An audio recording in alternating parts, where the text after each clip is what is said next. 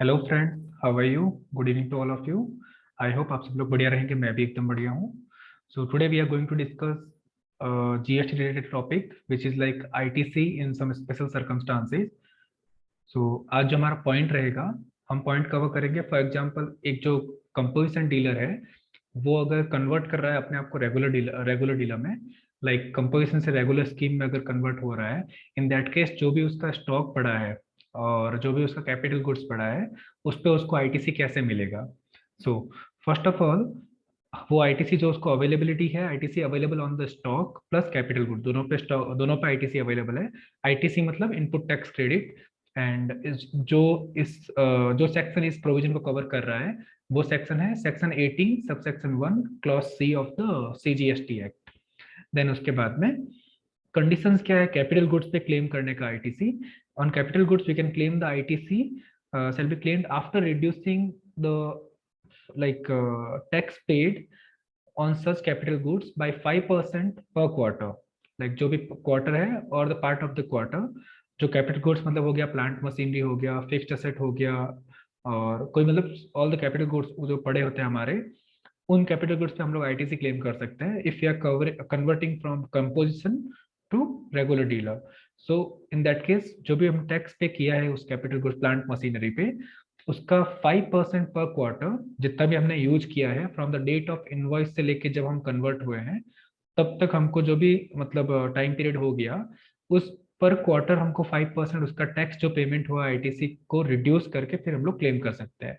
Second, on stock, stock पर ITC claim करने का ऐसा कुछ कंडीशन नहीं है। जो भी हमारा स्टॉक पड़ा है जिस दिन हम कन्वर्ट हो रहे हैं, फॉर एग्जांपल अगर मैं 24 मई को एप्लीकेशन डाल रहा हूँ कन्वर्जन के लिए एंड 24 मई को ही मेरा एप्लीकेशन अप्रूव हो जाता है। सो अगर मेरा आज के दिन मैं रेगुलर स्कीम में कन्वर्ट हुआ हूँ, सो 23 मई को जो मेरा स्टॉक पड़ा था उस स्टॉक पे, स्टॉक में भी फिनिश्ड गुड हो सकता है या फिर आपका रॉ मटेरियल हो सकता है, उस स्टॉक पे हमको आईटीसी मिल जाएगा। तो अभी उस आईटीसी को क्लेम करने के लिए आपको क्या प्रोसेस करना है, विद इन 30 days और सच पीरियड एज में be extended by the commissioner of the CGST. मतलब जो भी कमिश्नर ने आपको एक्सटेंड टाइम दिया है, but as per rule, as per provision अभी 30 days का टाइम है। Within 30 days from the date of conversion आपको आईटीसी 01 एप्लीकेशन फाइल करना पड़ता है for claiming the ITC on the stock held और the capital goods held like on the date of conversion, like जो भी हमने date convert हुआ उसके लिए। सो इलेक्ट्रॉनिकली ये फॉर्म फाइल होता है आईटीसी 01, ये फॉर्म हमको फाइल करना होता है। इस फॉर्म में आपको सर्टिफिकेट मतलब एक डिक्लेरेशन देना होता है कि जो भी आप लोग आपका स्टॉक पड़ा है वो आपको क्लियरली आपको स्पेसिफाई करना पड़ता है कि फिनिश्ड गुड है या फिर रॉ मटेरियल है, एंड ये मेरे पास पड़ा है जो भी मतलब डेट है पहले का date on the day of conversion. For example 24 को मैं कन्वर्ट कर रहा हूँ, 23 को जो मेरा स्टॉक पड़ा है वो मेरे को वहां पे स्पेसिफाई करना पड़ेगा।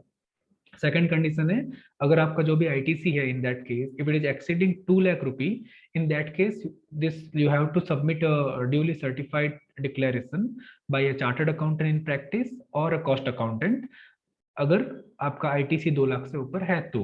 सो ऐसे करके हम लोग आईटीसी क्लेम कर सकते हैं। इसमें मेन चीज क्या है कि तो कैपिटल गुड्स का है, सेकंड स्टॉक का है, एंड थर्ड टाइमिंग का है। टाइमिंग क्या है कि आप जब कन्वर्ट हो रहे हो, जब आपको ये कन्वर्जन सर्टिफिकेट मिल रहा है, उस डे से within 30 days you have to file the ITC 01 form.